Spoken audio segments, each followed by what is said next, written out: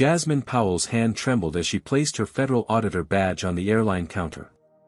The white flight attendant who had just humiliated her in front of everyone turned ghostly pale. "I wasn't planning an investigation today," Jasmine whispered, "but plans change. Before we dive into this shocking story, where are you watching from today? Drop your location in the comments. If you believe everyone deserves equal treatment regardless of skin color, hit that like button and subscribe to see more stories of justice being served. Now, let's see how Jasmine went from being humiliated to turning the tables. Jasmine Powell stared at her reflection in the bathroom mirror of her Detroit apartment. At 38 years old, the lines around her eyes told stories of 15 years as a Federal Aviation Administration auditor. Today would be different from any other assignment. She carefully applied her makeup, deliberately choosing a more casual style than her usual professional look. "Just another passenger," she whispered to herself. "Just another black woman trying to fly." 3 weeks earlier, her director had called her into his office with a special assignment. The FAA had received multiple discrimination complaints against several major airlines. As one of their most experienced auditors and the only black woman in the senior team, Jasmine was the perfect choice to conduct a series of undercover investigations. "You'll be flying first class on taxpayer money," Director Wilson had said with a half-smile. "But don't get too comfortable. We need concrete evidence if we're going to make these airlines change their policies." Growing up in Detroit's East Side, Jasmine had learned early about standing tall despite racism. Her father, a high school history teacher, and her mother, a nurse, had instilled in her an unshakable dignity. "They might judge your skin," her father would say, "but they can't judge your mind unless you let them." Those lessons had carried her through college at Howard University, through her master's degree in public administration, and through 15 years of building a reputation as one of the FAA's most thorough and fair-minded auditors. Now, Jasmine methodically packed her carry-on bag. Inside were her regular clothes, toiletries, and, hidden in specially designed compartments, high-quality recording devices, a small camera disguised as a pen, and her federal credentials. She had spent the previous day reviewing all relevant regulations, airline policies, and discrimination laws that would be pertinent to her investigation. The promotion to lead investigator 6 months ago hadn't come easily. Harold Thompson, who had been with the agency 3 years less than Jasmine, had filed a complaint when she got the position instead of him. "I'm just saying qualifications should matter more than quotas," he'd said within earshot of her desk. The complaint went nowhere, but the whispers remained. Her phone buzzed with a text from Thomas, her mentor since she'd joined the agency. Now retired, he still checked in before her big assignments. "Remember, this airline has had 17 complaints in the past year alone," his message read. 6 specifically about first-class seating disputes. "Stay safe and stay sharp." Jasmine texted back a quick thanks, then double-checked her equipment. The recording devices were state-of-the-art, designed to capture audio clearly even in the noisy environment of an airport and airplane. The camera pen would document visual evidence of any discriminatory treatment. This wasn't just another assignment. 3 years ago, flying this same airline, a flight attendant had accused her of trying to sneak into first class when she was simply walking to the bathroom. The humiliation had burned, but she'd had no proof, no recourse. Now she had both the authority and the tools to ensure accountability. As she zipped up her suitcase, Jasmine recalled Director Wilson's final words about the assignment: "We're not looking to play gotcha here. In an ideal world, you'll find nothing to report. But if there are violations, we need to know." In the ride-share to the airport, Jasmine mentally rehearsed her role. Today, she wasn't lead investigator Powell with 15 years of federal service. Today, she was just Jasmine, a woman taking a flight from Detroit to Atlanta. Her casual jeans, simple blouse, and minimal jewelry gave no hint of her professional status or income level. Nothing about her appearance suggested she belonged in first class, except for the legitimate ticket the FAA had purchased. As the Detroit Metropolitan Airport came into view, Jasmine took a deep breath. Just another day, she told herself. But they both knew it wasn't true. The morning bustle of Detroit Metropolitan Airport enveloped Jasmine as she entered the terminal. She deliberately arrived 2 hours early, giving herself ample time to observe and document the treatment of passengers from different backgrounds. At the security checkpoint, Jasmine noted the first discrepancy. The TSA agent waved through a white businessman with a cursory glance at his ID, but when Jasmine presented her documents, the agent scrutinized her driver's license, holding it up to the light and comparing her face to the photo multiple times. "Is there a problem?" Jasmine asked politely. "Just doing my job, ma'am," the agent replied without making eye contact. "Step through the scanner, please." After clearing security, Jasmine headed toward the premium lounge area. The airline's loyalty program entitled first-class passengers to use the lounge before boarding. As she approached the entrance, a well-dressed white man in his 50s fell into step beside her. "First time in Detroit?" he asked with a smile that didn't reach his eyes. "No," Jasmine replied. "I'm actually from here." "Oh." The man, who introduced himself as Garrett Wilson, seemed genuinely surprised. "Business or pleasure today?" "Just visiting family in Atlanta," Jasmine said, sticking to her cover story. Garrett nodded. "I'm heading to a technology conference myself. Corner suite at the Ritz-Carlton. The company takes care of its executives, you know." Jasmine noticed how he emphasized his accommodations, as if to justify his presence in the premium section of the airport. She also noticed how he didn't ask what she did for a living or why she was in the lounge area. At the lounge entrance, the attendant greeted Garrett warmly. "Welcome back, Mr. Wilson. Your usual seat by the window is available." When Jasmine stepped up next, the same attendant's smile faded slightly. "Membership card and boarding pass, please." After examining Jasmine's documents for nearly 30 seconds, far longer than she had looked at Garrett's, the attendant reluctantly stepped aside. "Enjoy your wait, Ms. Powell." Inside the lounge, Jasmine observed similar patterns. White passengers were offered drinks promptly, while the few people of color had to approach the bar themselves. She made mental notes of everything, occasionally speaking quietly into her phone as if sending voice texts, but actually recording her observations. 45 minutes before boarding, Jasmine headed to the gate. There, she noticed an airline employee named Brittany Stevens, according to her name tag, managing the desk. Brittany's demeanor shifted visibly depending on who approached her. To older white passengers, she was solicitous and patient. To a Hispanic family with questions about their seating, she was curt and dismissive. Taking a seat near the desk, Jasmine pretended to read a magazine while listening to Brittany's conversation with her colleague, a young man whose name tag read, Kevin Richards. "They're at it again," Brittany muttered to Kevin when a black businessman approached to ask about an upgrade. "These people always trying to use points for upgrades at the last minute. As if first class isn't expensive enough already," Kevin replied with a smirk. The businessman, evidently a frequent flyer with elite status, eventually received his upgrade, but not before Brittany made him verify his points balance multiple times and check with Kevin about availability, steps Jasmine hadn't seen her take with white passengers requesting similar changes. As Jasmine observed, her professional detachment battled with personal indignation. This wasn't just about doing her job anymore. Each dismissive glance, each subtle slight, these people comments stoked memories of her own experiences, not just as a passenger, but throughout her life. She remembered standing in this very airport 5 years ago, being pulled aside for a random security check while white passengers streamed past. That incident had fueled her decision to apply for the FAA's Civil Rights Compliance Division rather than remaining in technical inspections. Looking around the gate area, Jasmine noticed other black passengers. There was a silent communication between them, a knowing glance here, a slight head shake there. It was a language developed over generations, a shared understanding of what it meant to navigate spaces where your presence was constantly questioned.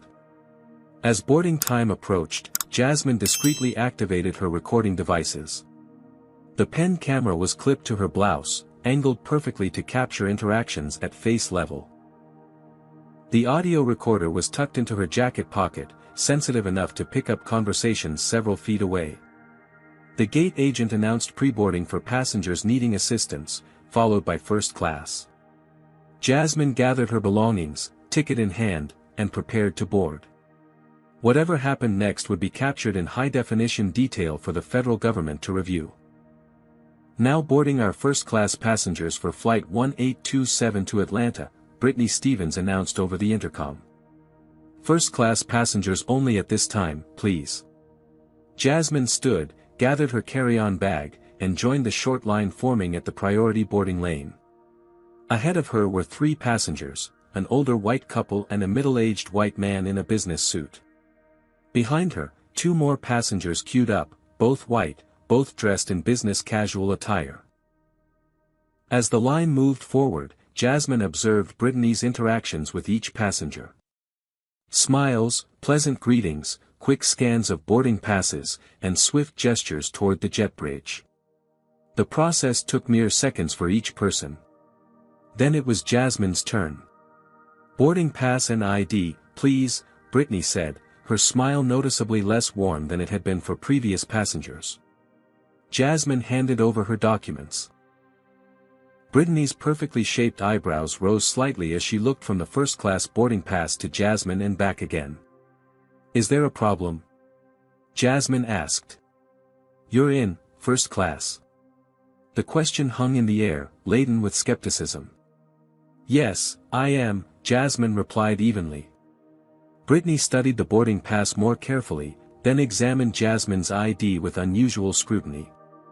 "One moment, please."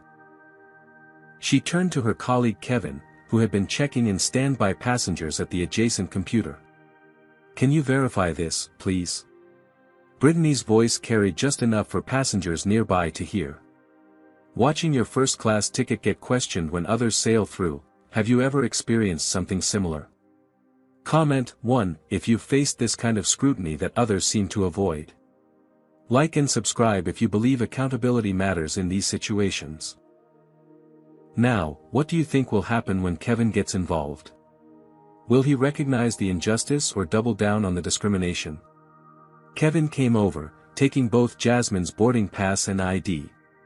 He looked at them, then at Jasmine, making no effort to hide his surprise. "How did you get this seat?" he asked bluntly. The question hung in the air like a slap.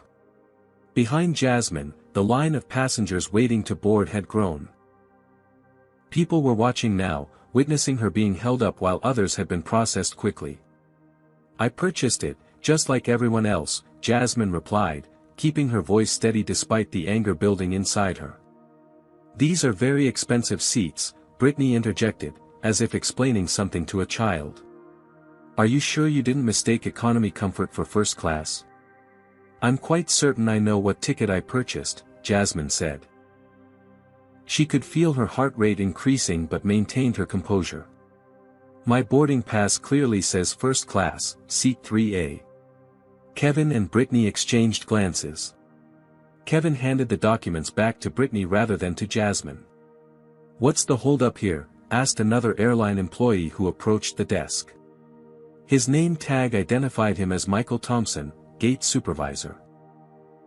"This passenger claims to have a first-class ticket," Brittany explained, emphasizing the word "claims" in a way that suggested fraud. Michael glanced at Jasmine, then at her documents. "How did you purchase this ticket, ma'am?" "Online, through the airline's website," Jasmine answered truthfully, omitting that the federal government had paid for it. "Using whose credit card?" Michael pressed. "Mine," Jasmine replied, her indignation growing.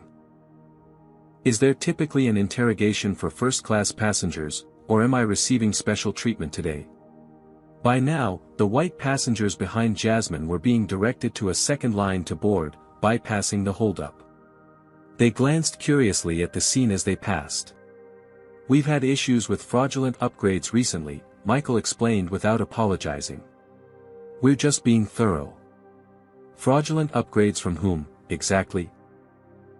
Jasmine asked, knowing full well what they were implying but wanting to see if they would say it explicitly. Michael ignored the question. Brittany, verify the payment method in the system. While Brittany clicked through screens, Jasmine became acutely aware of the spectacle they were creating. Several passengers had stopped to watch. Some had phones out, possibly recording. The humiliation burned, even as the investigator part of her mind registered that this was exactly the evidence she needed. The payment went through, Brittany finally admitted, sounding almost disappointed. But there's still the matter of our dress code policy for first class. Your dress code policy? Jasmine repeated incredulously. Please, show me where that's documented. Michael stepped closer, lowering his voice. Ma'am, if you continue to be disruptive, we'll need to call security. Disruptive? Jasmine looked around at the scene they, not she, had created. I simply presented my valid boarding pass, the same as every other passenger. Sir, a voice called from the line. An older black man named Walter Johnson stepped forward. I've been watching this whole interaction. This lady hasn't done anything wrong. You're holding her up when everyone else went straight through. Sir, please return to your place in line, Michael said sharply. This doesn't concern you. It concerns all of us when we see unfair treatment, Walter insisted. Michael's face hardened. He reached for the desk phone. Security to gate 42, please. Disruptive passengers. Jasmine stood in shocked silence. This had escalated far beyond what she had anticipated, and now another passenger was being dragged into it simply for speaking up on her behalf. I'm not being disruptive, Jasmine stated clearly, aware that her recording devices were capturing everything. I presented valid documents for boarding, which you've now verified are legitimate. I'm simply requesting to board my flight. You'll board when we say you can board, Brittany snapped, dropping all pretense of customer service. Meanwhile, the last of the white first-class passengers were escorted around the confrontation and onto the plane. Jasmine watched them go, their journey uninterrupted by suspicion or scrutiny. Two security officers approached the gate with purposeful strides, hands positioned near their weapons. The taller officer, a white man with close-cropped hair, assessed the situation with cold eyes. His name tag read, Officer Davidson. The second officer, a Latino man whose tag identified him as Officer Gregory Wallace, looked more uncertain. What seems to be the problem here? Officer Davidson asked Michael, completely ignoring Jasmine. We have two disruptive passengers, Michael replied, gesturing to Jasmine and Walter, who still stood nearby. They're interfering with the boarding process and becoming confrontational. Jasmine felt a chill run through her body. In her years of government service, she'd learned how situations involving security could escalate dangerously, especially for people of color. Despite knowing she had done nothing wrong. Despite being a federal employee herself, fear crept up her spine. I have not been disruptive, Jasmine stated clearly, addressing the officers directly. I presented my valid first-class boarding pass and was subjected to questioning that no other passenger received. Officer Wallace turned to her. Ma'am, how did you obtain this ticket? The question stung. Even from security personnel, the assumption was that she couldn't legitimately possess a first-class ticket. I purchased it online, using my own credit card, which the airline staff has already verified, Jasmine explained, fighting to keep her voice steady. Around them, a small crowd had gathered. Some passengers openly recorded the confrontation on their phones.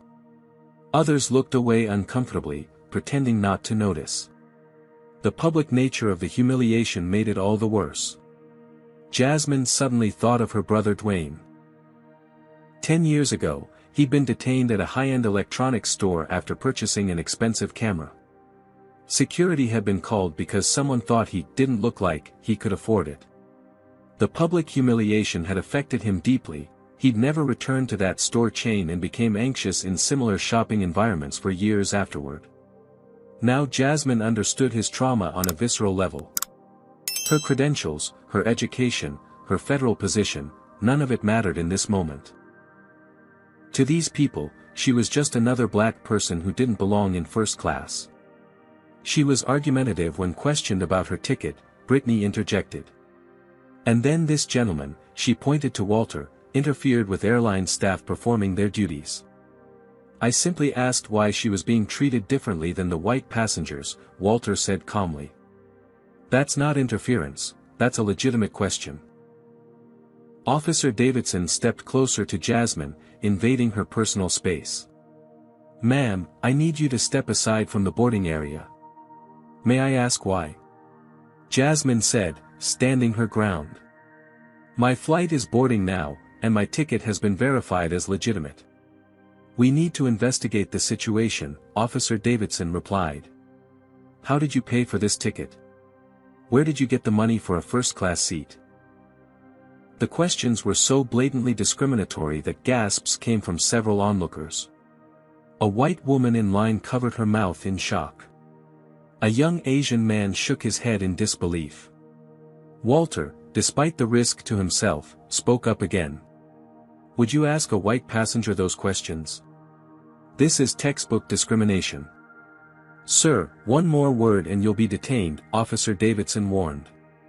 Jasmine felt a moment of panic for Walter. This man, a stranger who had simply stood up for what was right, was now in danger of being detained. She couldn't let that happen. It's all right, she told Walter quietly. Thank you for your support, but please don't put yourself at risk. Walter reluctantly stepped back, but his eyes conveyed a message of solidarity. Officer Wallace, seemingly uncomfortable with his colleague's approach, attempted a more reasonable tone. Ma'am, perhaps we can verify your information quickly and get this sorted out. Meanwhile, the boarding process continued around them. More white passengers streamed past, casting curious glances at the confrontation. Some first-class seats were now being filled by white passengers who had received last-minute upgrades, passengers who had faced none of the scrutiny Jasmine endured. The injustice of it burned in Jasmine's chest. She had two choices. Reveal her identity as a federal auditor and end this immediately, or continue to experience what countless other black travelers faced daily. From an investigative standpoint, maintaining her cover would yield the most comprehensive evidence. But the personal cost was mounting by the second. Jasmine's phone buzzed in her pocket, likely a text from her supervisor Cameron checking on her progress. She couldn't check it now, not with security officers looming over her. An elderly black woman named Elaine, who had been watching from a nearby seat, slowly approached. Excuse me, she said to no one in particular, her voice gentle but firm. I've been flying for 60 years, and I've seen this story before. This young lady has done nothing wrong except fly while black. The simple truth of Elaine's statement hung in the air. Officer Wallace looked increasingly uncomfortable. Some passengers nodded in agreement. Brittany, however, doubled down. This has nothing to do with race. We have security protocols that apparently only apply to certain passengers, Jasmine finished for her. She took a deep breath, weighing her options one final time. In that moment, Jasmine remembered a pivotal decision in her career 5 years ago. She had been offered a prestigious position at a private aviation consulting firm, better pay, better hours, less bureaucracy. But she had chosen to stay with the FAA specifically because she believed in changing the system from within. You can't fix what you flee from, her father had always said. That conviction steadied her now. The humiliation was acute, but the potential impact of her complete audit could help thousands of travelers who faced similar discrimination without her power or resources. I'll step aside, Jasmine finally said to Officer Wallace, but I want it noted that I've complied fully while being singled out and publicly humiliated. As she moved away from the boarding area, Jasmine heard Brittany mutter to Michael, these people always cause trouble. Always making everything about race. The irony was painful. By attempting to exercise the same rights as white passengers, the right to board with a valid ticket without harassment. She was labeled as causing trouble. After several more minutes of questioning, during which the boarding process was nearly completed, Jasmine was finally allowed to board the plane. But rather than being escorted to her first-class seat, she was directed to an economy seat near the back. "There must be some mistake," Jasmine said to the flight attendant, a woman named Diana with a tight smile.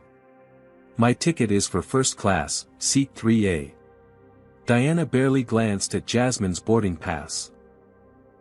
"The gate agents made a note that you've been reassigned due to a technical issue. You can discuss compensation after we land." Jasmine understood what had happened. This was retaliation for questioning their authority, a final humiliation designed to put her in her place. As she reluctantly took the economy seat, she discreetly ensured her recording devices were still functioning. She might be sitting in economy, but she was documenting first-class evidence of discrimination. Jasmine sat rigidly in the cramped economy seat, her mind racing between professional calculation and personal anguish. The weight of the humiliation pressed on her chest, making it difficult to breathe normally. Around her, passengers settled in, some casting curious glances her way. They had witnessed the confrontation at the gate and now saw her seated far from the first-class cabin she had fought to access. Her phone vibrated again. Discreetly, she checked the screen to see a message from her supervisor, Cameron Wright, checking in. "How's the audit progressing?" What could she possibly say? That she'd been publicly humiliated, racially profiled, and denied the seat the government had purchased for her. That security had been called because she dared to question discriminatory treatment. Before she could formulate a response, an elderly black woman slid into the seat beside her. It was Elaine, the woman who had spoken up at the gate. "You held yourself with such dignity out there," Elaine said quietly. "Reminded me of how we had to behave during the sit-ins in the 60s. Calm on the outside, fire on the inside." Jasmine managed a small smile. "Thank you for speaking up. Not many would have. I've seen too much in my 82 years to stay silent," Elaine replied. "My silence won't protect me," as Audre Lorde said. "Nor will it protect you or the next person they decide doesn't belong." Their conversation was interrupted by the arrival of the head flight attendant performing final checks before takeoff. When she reached Jasmine's row, her eyes widened slightly in recognition. She had clearly been briefed about the problem passenger. As the plane prepared for takeoff, Jasmine's mind drifted back to a decisive moment in her career. 3 years ago, she had been leading an investigation into safety violations at a regional airport. The airport director, a well-connected political appointee, had tried to bribe her to overlook certain findings. When that failed, he threatened her career. Jasmine had walked away from the meeting and immediately reported the interaction to her superiors and the FBI. The director had been removed, the safety issues addressed, and Jasmine had received a commendation for her integrity. That day, she had reaffirmed her commitment to fighting corruption and injustice from within the system. Today presented a similar decision point, but with much more personal stakes. Revealing her identity would immediately end her humiliation. The airline staff would likely fall over themselves apologizing. But it would also end the audit prematurely. No one would behave naturally once they knew a federal auditor was on board, and the opportunity to document the full extent of discriminatory practices would be lost. Beside her, Elaine seemed to sense her internal struggle. "Whatever you're deciding," the older woman said softly, "remember that sometimes our dignity is worth more than our strategy." Jasmine nodded, genuinely appreciating the wisdom. But in this case, her strategy was about more than personal vindication. It was about gathering evidence that could force institutional change and protect the dignity of countless future travelers. Her decision crystallized: she would maintain her cover despite the personal cost. As the plane reached cruising altitude, Jasmine observed the flight attendant's interactions with passengers. Diana, who had dismissed Jasmine's seating concerns earlier, was now all smiles serving drinks in first class. Through the parted curtain, Jasmine could see Brittany had boarded the flight as well, working in the first-class cabin. From her economy seat, Jasmine heard snippets of their conversation during a quiet moment. "Can you believe she tried to claim discrimination?" Brittany whispered to Diana. "Always playing the race card when they don't get special treatment." "They're all the same," Diana replied with a knowing nod. "Always causing trouble, making everything harder for everyone." Jasmine felt her hands trembling with suppressed anger. She discreetly adjusted her recording devices, ensuring they captured these damning exchanges. A different flight attendant named James came through the economy section with the beverage cart. Unlike his colleagues, he offered Jasmine a genuine smile and a full can of soda rather than the small cup given to other economy passengers. "I saw what happened at the gate," he said quietly while arranging her drink and napkin. "It wasn't right. I'm sorry." The small gesture of humanity was almost enough to break Jasmine's carefully maintained composure. "Thank you," she managed to say. As the flight continued, Jasmine documented multiple instances of differential treatment. Black passengers' requests for pillows or assistance with luggage were met with delays or excuses, while white passengers received prompt service. A Hispanic family was chastised loudly for having a fussy baby, while a white couple with an equally vocal toddler received sympathetic smiles and offers of assistance. Halfway through the flight, an incident unfolded that cemented Jasmine's resolve. A young black businessman named Devin was accused by Diana of inappropriate behavior after he asked for a second beverage. The accusation was loud enough for nearby passengers to hear, causing visible embarrassment for Devin and uncomfortable glances from others. "I just asked for another ginger ale," Devin protested. "How is that inappropriate?" "It was your tone and attitude," Diana insisted, though Jasmine had observed the exchange and noted Devin's perfectly polite demeanor. Jasmine discreetly added another note to her growing documentation of federal violations. The pattern was unmistakable, the evidence mounting with each passing hour. A teenage girl named Sarah, seated across the aisle, leaned over to Jasmine. "I recorded what happened to you at the gate," she whispered. "My social studies class is doing a project on civil rights. Would it be okay if I used the video?" The question highlighted the public nature of Jasmine's humiliation, but also suggested that some good might come from it beyond her official audit. "That would be fine," Jasmine replied. "It's important for people to see these things still happen." As the plane began its descent into Atlanta, Jasmine faced her final decision point of the flight, whether to reveal her identity upon landing or continue gathering evidence through the deplaning process and at the destination airport. The recording devices had captured hours of damning evidence. She had meticulous notes on multiple violations of federal transportation discrimination laws. A revelation now would still make an impact. But the investigator in her wanted the complete picture. How would staff behave during deplaning? Would the discriminatory patterns continue at the arrival gate? Would there be any acknowledgement or attempt to address the seat reassignment? Watching Brittany and Diana laugh together in the first-class cabin, Jasmine made her decision. She would see this through to the end, document everything, and ensure that the consequences were proportional to the full scope of violations, not just those directed at her personally. As the plane touched down in Atlanta, Jasmine straightened in her seat, her resolve hardened by hours of witnessed injustice. The personal humiliation still stung, but it had been transformed into professional purpose. The airline had no idea who they had messed with, and soon they would learn the consequences of their actions in the most official way possible. The seatbelt sign dinged off as the plane reached its cruising altitude of 35,000 feet. Jasmine remained in her economy seat, acutely aware of the stares from nearby passengers. The confrontation at the gate had created a spectacle, and now she was an object of curiosity, or worse, pity. A middle-aged white woman across the aisle leaned over. "I saw what happened back there," she whispered. "Just awful how they treated you." Jasmine nodded politely but didn't engage further. She couldn't afford to be distracted from her documentation.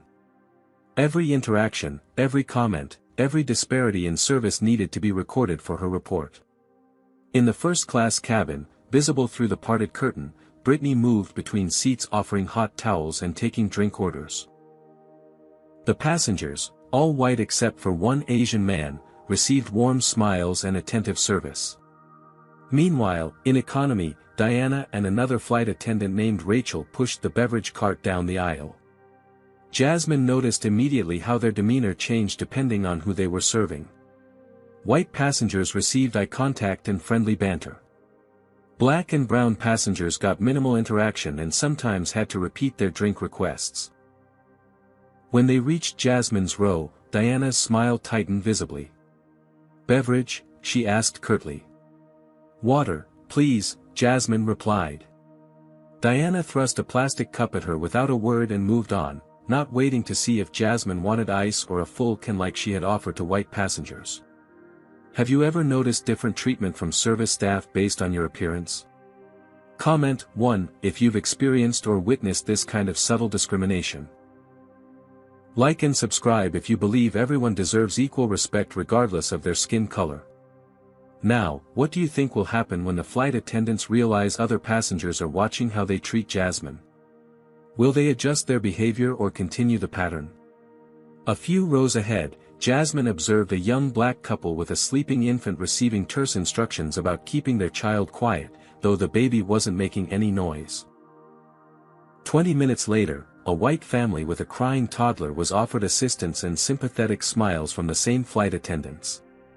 "Unbelievable," muttered Elaine beside her. "Some things never change, they just get more subtle." About an hour into the flight, James, the third flight attendant, came through with a second beverage service. Unlike his colleagues, he maintained a consistent demeanor with all passengers. When he reached Jasmine, he offered a small but genuine smile. "Would you like anything to drink?" he asked, making eye contact. "Just water again, thank you," Jasmine replied. James handed her not just a cup but a whole bottle of water. "It's a dry flight," he said, loud enough for others to hear. Then, lowering his voice, he added, "I saw what happened at the gate. Not everyone here feels the same way as those two." The small gesture of humanity touched Jasmine. "Thank you," she said quietly. As James moved on, Jasmine discreetly adjusted her recording devices. The pen camera clipped to her blouse had been capturing interactions throughout the flight, and the audio recorder in her pocket was picking up conversations clearly despite the ambient noise of the plane. Midway through the flight, Jasmine observed an incident that perfectly exemplified the pattern of discrimination. A black passenger named Terrence politely asked Diana for a second glass of wine, which was standard service even in economy. "We're limiting alcoholic beverages on this flight," Diana told him curtly. "One per passenger." 10 minutes later, Jasmine watched as the same flight attendant cheerfully provided a third glass of wine to a white businessman without comment. "Did you see that?" whispered a teenage girl seated across the aisle from Jasmine. She had introduced herself earlier as Sarah, a high school student traveling to visit her grandmother. "I did," Jasmine confirmed. "I've been recording stuff like that on my phone," Sarah admitted. "My social studies class is doing a project on everyday discrimination. Would it be okay if I interviewed you about what happened at the gate?" The request surprised Jasmine. This young white girl was not only noticing the injustice but documenting it for educational purposes. "That's an important project," Jasmine said carefully. "I'd be happy to share my perspective after the flight." As they spoke, Jasmine noticed Brittany emerging from the first-class cabin and conferring with Diana near the galley. Both women glanced in her direction multiple times, their expressions disapproving. "They keep looking at you like you're trouble," Sarah observed.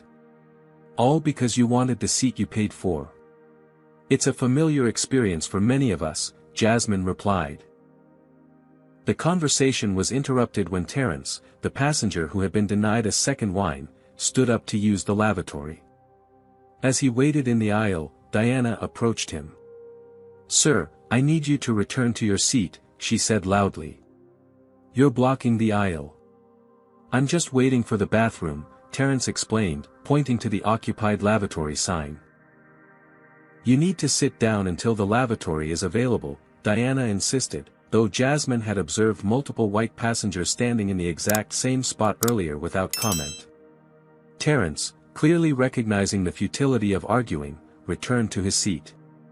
The humiliation on his face was painfully familiar to Jasmine. "That's going in my project too," Sarah said, discreetly typing notes on her phone. The pattern continued throughout the flight. Black passengers' call buttons were answered slowly or ignored.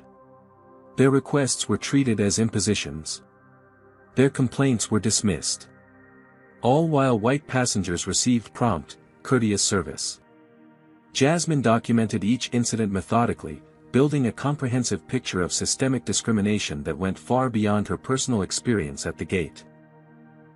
During a quiet moment when most passengers were watching movies or napping, Jasmine overheard a conversation between Brittany and Diana in the galley. "Did you see that guy in 22C trying to get free drinks?" Brittany whispered. "They always want something for nothing." "Always," Diana agreed. "And they're the first to cry discrimination when you call them on it.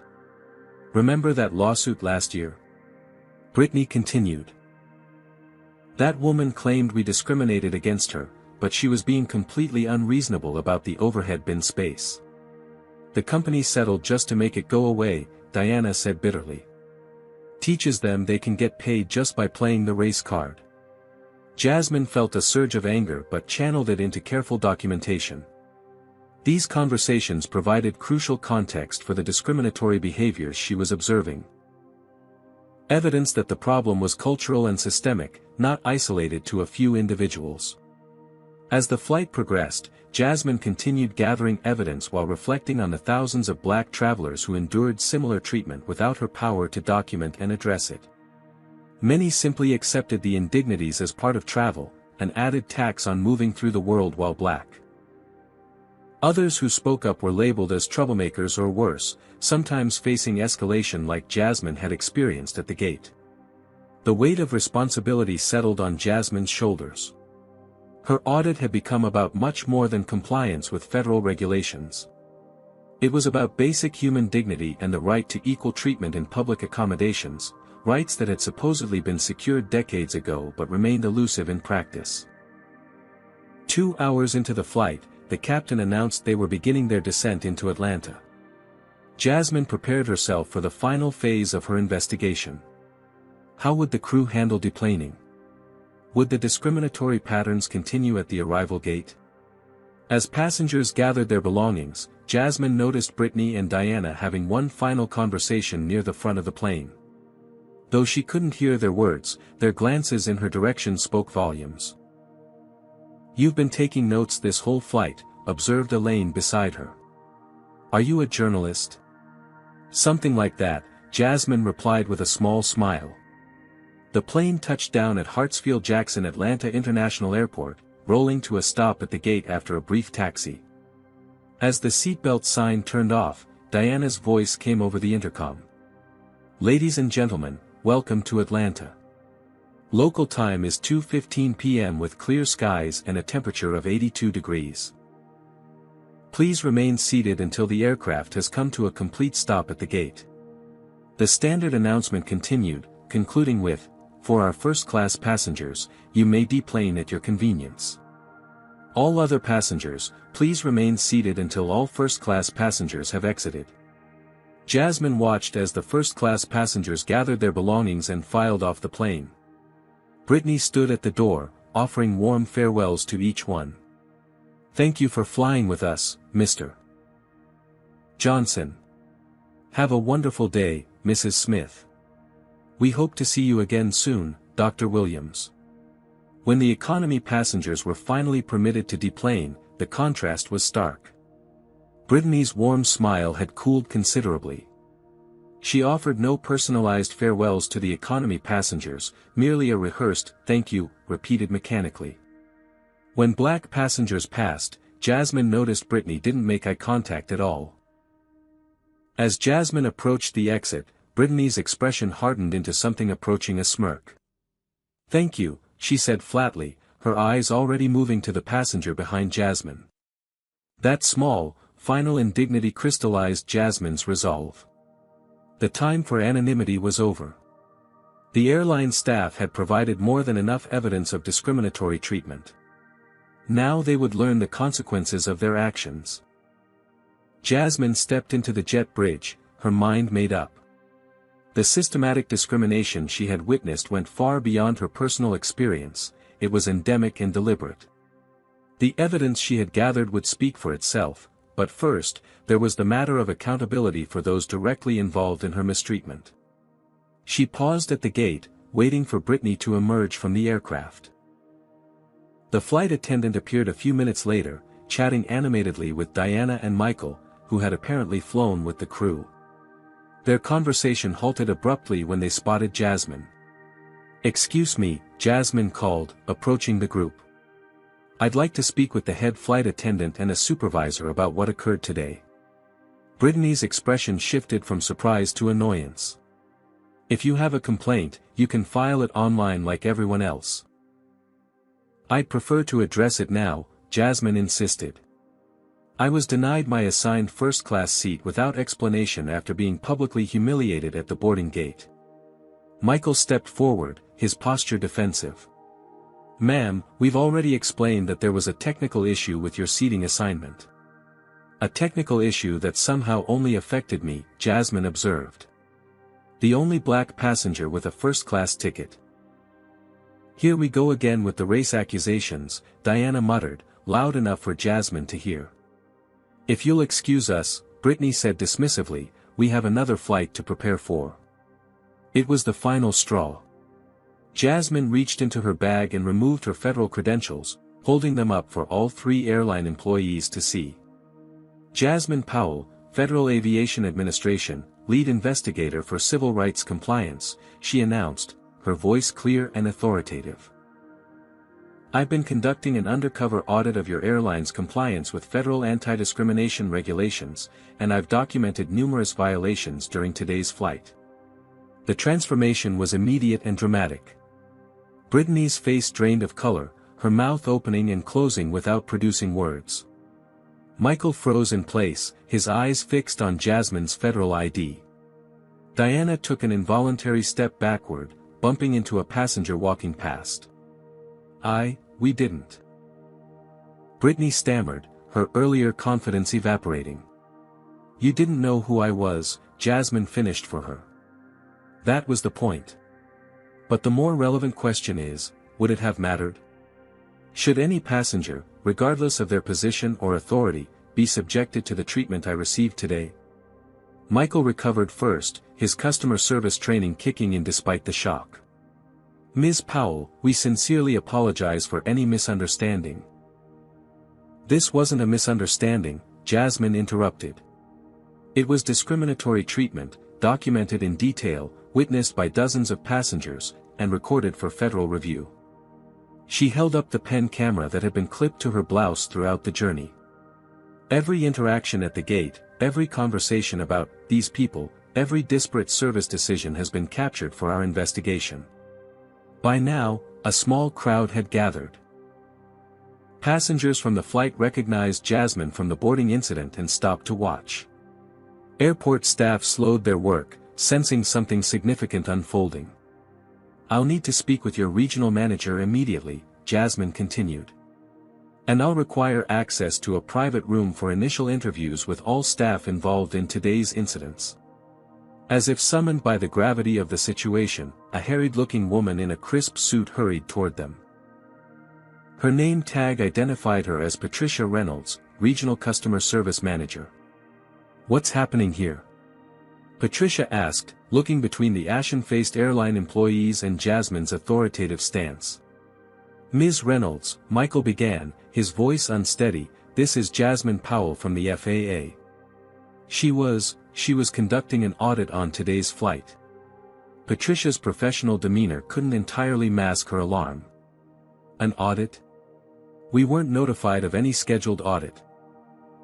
"That's the nature of compliance testing," Jasmine explained calmly. "Undercover audits provide an accurate picture of how passengers are actually treated, rather than how they're treated when staff know they're being evaluated. She proceeded to outline the incidents that had occurred, from the discriminatory scrutiny at boarding to the seat reassignment and the pattern of biased service throughout the flight. With each detail, Patricia's expression grew more concerned. Ms. Powell, I want to assure you that what you've described does not reflect our company's values or policies, Patricia insisted. We take these allegations extremely seriously. They aren't allegations, Jasmine corrected. They're documented violations of federal transportation anti-discrimination laws. And they appear to be systematic rather than isolated. By now, Brittany had moved behind Michael, as if seeking protection from the consequences unfolding before her. Diana stared at the floor, while Michael attempted to maintain a professional facade despite his obvious distress. We should continue this conversation somewhere private, Patricia suggested, gesturing toward the airline's executive lounge. I'll need to interview each staff member individually, Jasmine replied. Starting with Ms. Stevens, Mr. Thompson, and Ms. Carter. She indicated Brittany, Michael, and Diana in turn, noting their surprise that she knew all their names. Of course, Patricia agreed quickly. We'll cooperate fully with your investigation. As they moved toward the lounge, Jasmine noticed several passengers from the flight watching the scene with satisfaction. Walter, who had spoken up for her at the gate, gave her a subtle nod of approval. Sarah, the teenager working on her social studies project, was recording discreetly on her phone. Elaine, the elderly woman who had sat beside her, smiled with vindication in her eyes. Inside the executive lounge, a space Jasmine had been effectively deemed unworthy to enter hours earlier, Patricia scrambled to provide accommodations. Can I offer you something to drink? Coffee? Water? Patricia asked, her customer service training kicking into overdrive. Water is fine, Jasmine replied, taking a seat at the conference table and removing her official documentation materials from her bag. I'll need the complete passenger manifest from today's flight, copies of all relevant company policies regarding seating assignments and customer service protocols, and personnel files for all staff involved in today's incidents. Patricia hesitated. Some of that information may require approval from corporate, Ms. Reynolds, Jasmine interrupted, let me be clear.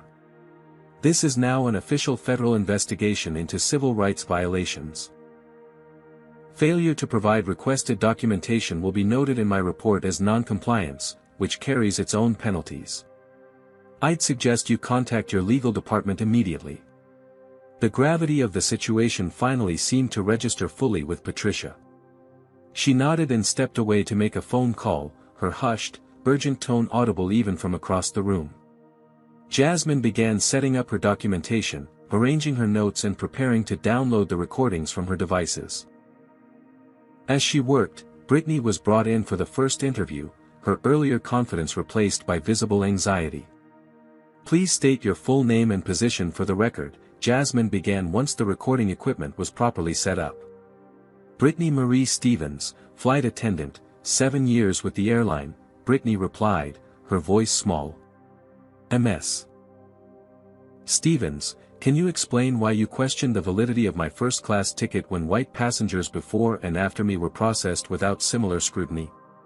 Brittany shifted uncomfortably. It wasn't about race. We've had issues with fraudulent upgrades recently, and I was just being thorough. And can you provide documentation of these fraudulent upgrade incidents? Records showing this is a widespread problem requiring special scrutiny. I don't have those records personally, Brittany admitted. That would be something management tracks. I see, Jasmine made a note. And when you discussed, these people always trying to use points for upgrades with your colleague Kevin Richards, who exactly were you referring to? Brittany's eyes widened. You heard that? I documented it, Jasmine corrected.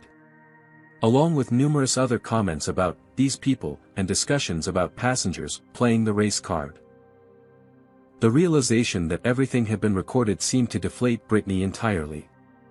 I didn't mean, we weren't. Your actions and words speak for themselves, Ms. Stevens, Jasmine said evenly. The question now is whether they represent your personal biases or reflect a broader culture within this airline. The interviews continued with Michael and Diana, each following a similar pattern. Initial denials gave way to uncomfortable admissions when confronted with specific documented incidents. The evidence was irrefutable, and with each interview, the picture of systemic discrimination became clearer. By late afternoon, word had spread through the airport about the federal investigation. Other airline employees watched nervously as Jasmine conducted her work. Passengers who had witnessed the original confrontation stopped by to offer their accounts or express support. Throughout it all, Jasmine maintained her professional demeanor, methodically building a case that would be impossible to dismiss as an isolated incident or misunderstanding. As evening approached, Jasmine received a call from the airline's corporate headquarters. The CEO, Richard Harrison, requested an emergency video conference. Patricia set up the call in the executive lounge, clearly hoping the CEO's involvement might somehow mitigate the situation. When Richard's face appeared on the screen, his expression was a careful mix of concern and contrition. "Ms. Powell, I want to personally apologize for your experience today," he began. "What you've described is completely unacceptable and contradicts everything our airline claims to stand for." "I appreciate that, Mr. Harrison," Jasmine replied evenly. "But I'm more interested in systemic solutions than personal apologies. The patterns I observed today suggest these aren't isolated incidents but symptoms of a broader problem within your corporate culture." Richard nodded gravely. "I understand. We want to work with the FAA to address any issues comprehensively. What can we do to make this right?" "Making it right isn't about appeasing me or the FAA," Jasmine explained. "It's about ensuring every passenger receives equal treatment regardless of their race or appearance. My full report will include specific recommendations for policy changes, training programs, and compliance monitoring. We'll implement whatever changes are necessary," Richard promised. "Including terminating staff who engaged in discriminatory behavior?" Jasmine asked pointedly. Richard hesitated only briefly. "Yes, including personnel changes where appropriate." Jasmine nodded, satisfied with his commitment if not entirely convinced of its sincerity. "My report will be filed within 72 hours. I expect a formal response from your airline within 10 business days." As the call ended, Jasmine gathered her materials and prepared to leave. The day had been exhausting, emotionally and physically, but productive beyond her expectations. The evidence she had gathered would be difficult for even the most skeptical reviewer to dismiss. Patricia approached as Jasmine packed up. "Ms. Powell, we've arranged a car to take you to your hotel, and we'd like to offer you a complimentary suite upgrade and dining credit as a small gesture." "That won't be necessary," Jasmine interrupted. "I'm not interested in preferential treatment now any more than I was this morning. What I want is equal treatment for all passengers, regardless of race."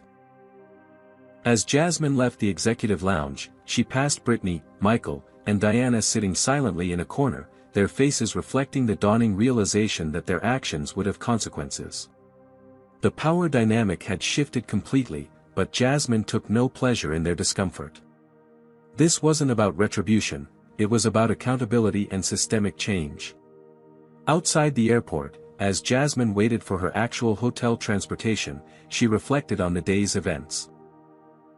The humiliation she had endured was painful, but it had served a greater purpose. Her experience would now become evidence, her personal indignity transformed into professional purpose. The airline had indeed had no idea who they were dealing with, not just because of her position, but because of her determination to ensure justice for those who didn't have federal badges to protect them. The following morning, Jasmine woke to her phone buzzing with notifications.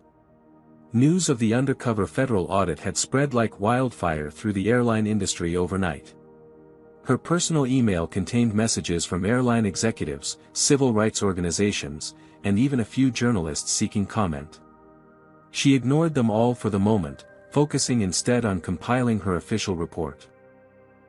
Seated at the desk in her hotel room, Jasmine downloaded the recordings from her devices and began the meticulous process of documenting every violation observed during her journey. The evidence was overwhelming. From the initial boarding confrontation to the disparate service on the flight, the pattern of discrimination was impossible to deny. The recorded conversations between staff members provided damning context, revealing attitudes that normalized and justified discriminatory treatment. Midway through her work, Jasmine received a call from Director Wilson at FAA headquarters. "Powell, the airline's legal team has been blowing up our phones since dawn," he said without preamble. "What exactly happened yesterday?" Jasmine provided a concise summary of the events, from being denied her first-class seat to the revelations at Atlanta's airport. Wilson let out a low whistle. "Sounds like you hit the jackpot as far as evidence goes. Any chance they could claim this was an isolated incident?" "None whatsoever," Jasmine replied confidently. "I documented at least 17 distinct violations involving multiple staff members. And I have statements from other passengers who experienced or witnessed similar treatment." "Good work," Wilson said. "The airline's CEO is requesting a meeting with department heads this afternoon. How soon can you have preliminary findings ready to share?" "I can have a summary prepared within 3 hours," Jasmine promised. "The full report will take another day or two to complete properly." After ending the call, Jasmine returned to her documentation with renewed focus. This wasn't just about one airline or one incident anymore. The attention this case was receiving could potentially impact policies across the entire industry. Around noon, Jasmine's hotel room phone rang. The front desk informed her that several airline executives were in the lobby requesting to meet with her. "I didn't schedule any meetings at the hotel," Jasmine replied, immediately suspicious. "They're quite insistent, Ms. Powell," the desk clerk explained. "They say it's regarding yesterday's incident." Jasmine considered for a moment. "Please inform them that all communications should go through official FAA channels. I'm not available for impromptu meetings." This was a typical damage control tactic, trying to resolve issues informally, off the record, before they became official findings. Jasmine had seen it before and knew better than to engage. Less than an hour later, her personal cell phone rang with an unfamiliar local number. "Ms. Powell? This is Brittany Stevens." Jasmine was momentarily taken aback. How had the flight attendant obtained her personal number? "Ms. Stevens, I'm in the middle of preparing my official report," Jasmine said professionally. "Any statements you wish to make should be directed to the formal investigation." "Please," Brittany's voice cracked slightly. "Just give me 2 minutes. I need you to understand, I'm not a racist. What happened yesterday wasn't about race. We have protocols for suspected fraud." "Ms. Stevens," Jasmine interrupted firmly, "your actions and statements were thoroughly documented. If you have an explanation for why you treated me differently than white passengers with identical tickets, or why you repeatedly referred to black passengers as these people, or why you enforced policies selectively based on passengers' race, those explanations should be provided through proper channels." "They're going to fire me," Brittany said, her voice small. 15 years in this industry, and my career is over because of one misunderstanding." Jasmine felt a momentary pang of sympathy, quickly replaced by resolve. "What happened wasn't a misunderstanding, Ms. Stevens. It was discrimination, witnessed by dozens of passengers and documented in detail. And based on the conversations I overheard, it wasn't an isolated incident but part of a pattern of behavior." After ending the call, Jasmine requested that the hotel block any further calls from unknown numbers. She needed to focus on her report without emotional appeals or attempted negotiations. By mid-afternoon, airline management was in full crisis mode. Through her FAA contacts, Jasmine learned that an emergency board meeting had been called. The company's stock had already dropped 3% as rumors of a federal discrimination investigation circulated among investors.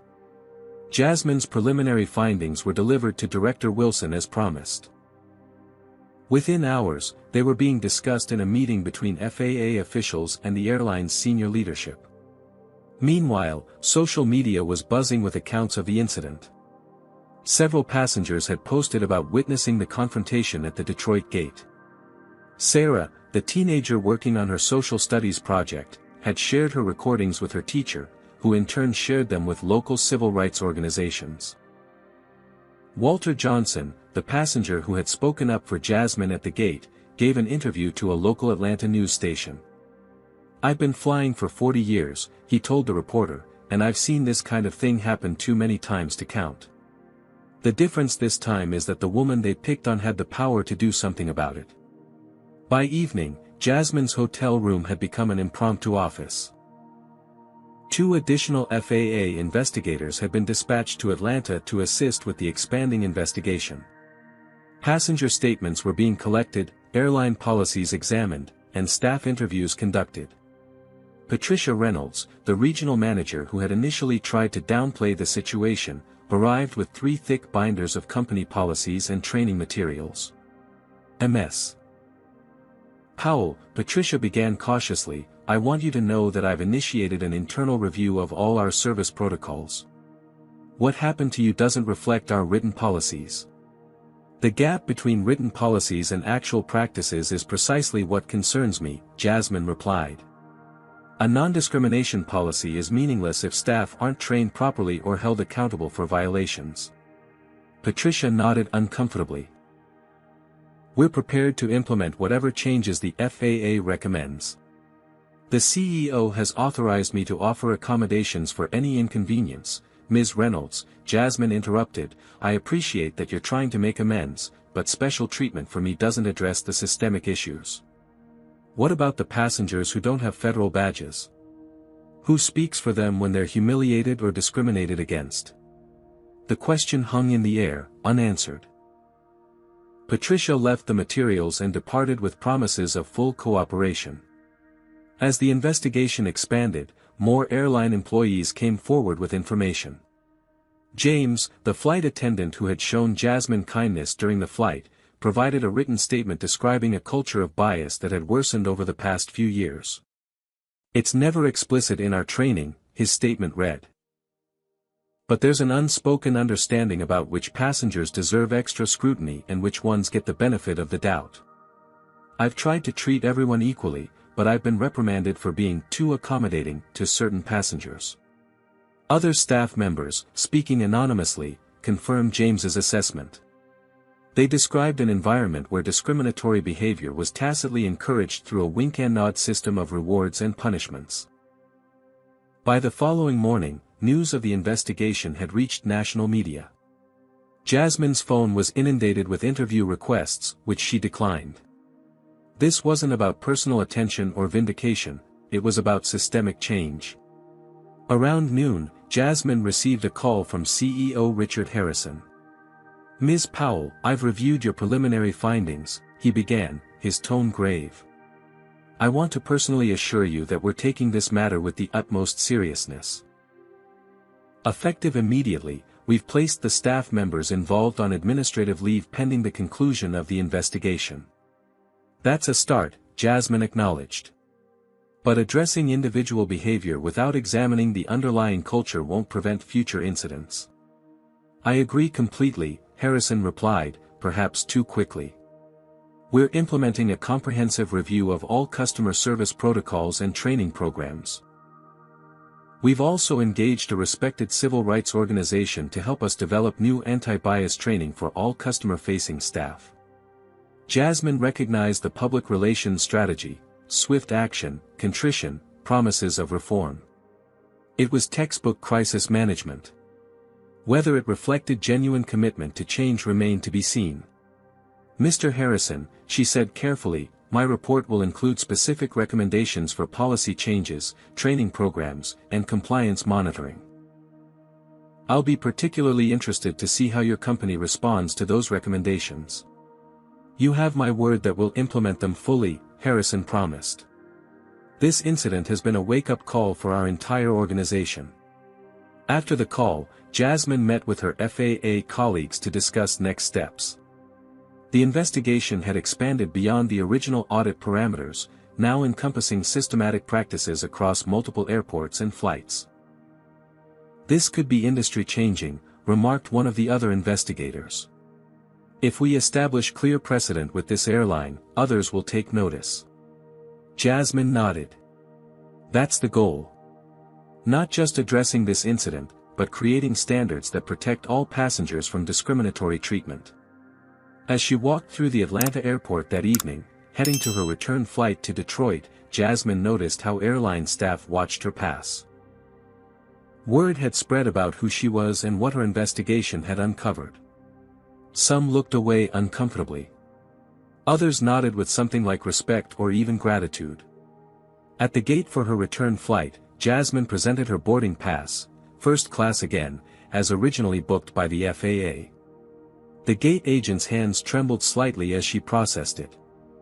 "Thank you, Ms. Powell," the agent said, making deliberate eye contact. "We appreciate your business." The contrast with her treatment 2 days earlier couldn't have been more stark. But Jasmine took no satisfaction in the special treatment now being offered out of fear rather than respect. True equality meant being treated with dignity not because of who you are or what power you hold, but simply because you're a human being deserving of respect. As she settled into her first-class seat for the return journey, Jasmine reflected on how a routine audit had transformed into something much more significant. What had begun as a professional assignment had become personal, then expanded into a potential catalyst for industry-wide change. The airline had indeed had no idea who they were dealing with. Not just because of her federal authority, but because of her unwavering commitment to justice and her refusal to accept discrimination as inevitable. In attempting to put Jasmine in her place, they had instead given her the perfect platform to advocate for all those who had ever been made to feel they didn't belong. 6 months later, Jasmine Powell stood before a congressional subcommittee on transportation equity, her testimony the culmination of what had become known in the industry as the Atlanta audit. The packed hearing room fell silent as she began to speak. Distinguished committee members, what began as a standard compliance check revealed a culture of systematic discrimination that affects thousands of passengers daily, Jasmine stated, her voice steady and authoritative. The incident I experienced personally was not an anomaly but rather a window into widespread practices that violate both federal law and basic human dignity. Seated behind her were representatives from civil rights organizations, aviation industry groups, and several passengers who had come forward with their own experiences after her story became public. Among them sat Elaine, Walter, and Sarah, witnesses to the original incident who had become advocates in their own right. On the other side of the room, airline executives listened intently. Notably absent were Brittany Stevens, Michael Thompson, and Diana Carter. All three had been terminated following the investigation. CEO Richard Harrison sat front and center, his expression appropriately solemn. The comprehensive audit of this airline led to the identification of 173 distinct civil rights violations across 47 flights, Jasmine continued. These violations followed clear patterns. Black passengers were 3 times more likely to have their tickets or upgrades questioned, 5 times more likely to be accused of disruptive behavior, and received measurably different service quality even when seated in the same cabin class. The statistics painted a damning picture, one that couldn't be dismissed as subjective perception or isolated incidents. This was systematic discrimination, documented with federal rigor.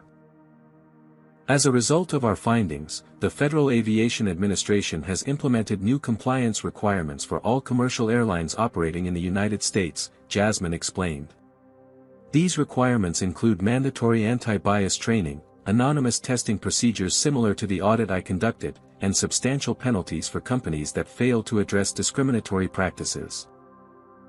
The airline at the center of the investigation had faced both public relations disaster and financial consequences. A 7-figure settlement had been reached with the Department of Justice, and class action lawsuits from affected passengers were still pending. More significantly, the company had been forced to implement comprehensive reforms under federal supervision. The airline in question has taken significant steps to address these issues, Jasmine acknowledged. They've revised their training programs with input from civil rights experts, implemented blind auditing of customer interactions, and established clear accountability measures for staff at all levels. Richard Harrison nodded gravely from his seat. The reforms hadn't been voluntary, they were mandated by the settlement, but the company had embraced them publicly as part of their rehabilitation strategy. However, Jasmine continued, policy changes alone are insufficient. True transformation requires cultural change, consistent enforcement, and ongoing vigilance. After the hearing, Jasmine met briefly with several of the passengers who had been on that fateful flight. Walter Johnson, now actively involved with a transportation equity nonprofit, shook her hand warmly. "You've changed things," he told her. "Not just for that airline, but for all of us who've been treated like we don't belong." Sarah, now a college freshman studying social justice, had expanded her high school project into a documentary about transportation discrimination. "Your story was the catalyst," she explained excitedly. "It got people talking about experiences they'd previously just accepted as normal." Elaine, the elderly woman who had sat beside Jasmine on the flight, held her hands and spoke softly.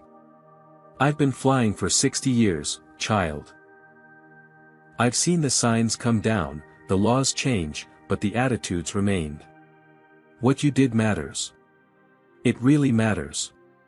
2 weeks after the congressional testimony, Jasmine received news of her promotion.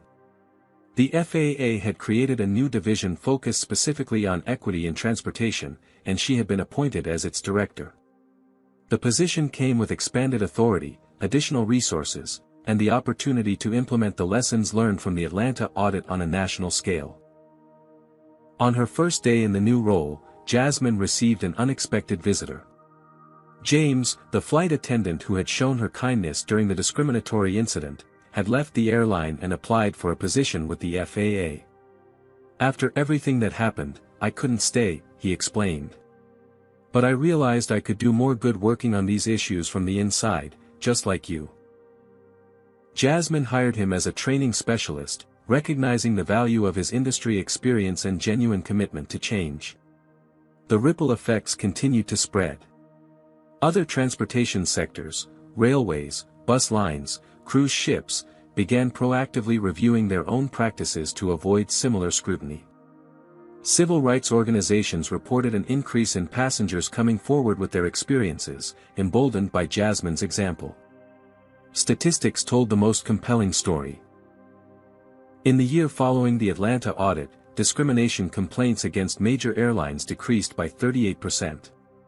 Independent testing showed measurable improvements in service consistency across passenger demographics.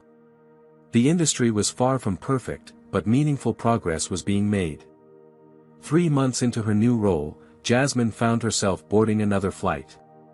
This time, it wasn't an undercover assignment but an official trip to a transportation equity conference. As she approached the gate, she noticed how differently she was treated compared to a year ago. The respect she received wasn't because of her federal badge, which remained tucked away in her bag, but because airline staff had been properly trained to treat all passengers with equal dignity. Taking her seat in first class, a legitimate upgrade based on her frequent flyer status, Jasmine reflected on how one moment of standing firm had created ripples of change throughout an industry. The humiliation she had endured had been transformed into a catalyst for progress that benefited thousands. As the plane taxied for takeoff, Jasmine thought about all the passengers who would never know her name but whose travel experiences would be better because she had refused to accept discrimination as inevitable. That was the true victory, not personal vindication, but systemic change that lifted everyone. Has this story resonated with your own experiences or observations? Comment below and share your thoughts on transportation discrimination or times when you've witnessed someone standing up for what's right. If you believe everyone deserves equal treatment regardless of their appearance, hit that like button and subscribe to see more stories of justice and accountability. Share this video with someone who needs to understand that discrimination still happens, and that we all have the power to make a difference. Thank you for watching, and remember, sometimes the most powerful thing you can do is simply refuse to accept injustice as normal. This powerful story reveals the insidious nature of everyday discrimination that continues to affect countless individuals. Jasmine's experience highlights how racism often operates behind a veneer of policies and protocols that are selectively enforced against people of color. What makes this story particularly significant is that it demonstrates how institutional power can be wielded both for discrimination and for accountability. The lesson here goes beyond exposing injustice. It shows the importance of documentation, persistence, and strategic action. Jasmine could have revealed her identity immediately to avoid personal humiliation, but by enduring the mistreatment, she gathered comprehensive evidence that created systemic change benefiting thousands of future travelers. This narrative also underscores the value of allyship. From Walter's public intervention to Sarah's documentation and Elaine's quiet solidarity, we see how witnesses to discrimination can play vital roles in supporting those directly affected. Perhaps most importantly, this story challenges the notion that discrimination only happens in obvious, blatant forms. Modern racism often manifests in subtle differentials in treatment, questioning the legitimacy of some passengers while others sail through, providing different levels of service, or applying standard protocols unequally based on appearance. By standing firm and refusing to accept discrimination as inevitable, one person with conviction can ignite transformation that extends far beyond their individual experience. Has this story of courage and accountability made you reflect on times when you've witnessed or experienced discrimination in public spaces? Share your thoughts in the comments below. Have you ever had to stand up against unfair treatment, or wish you had? Let us know by typing "justice" in the comments.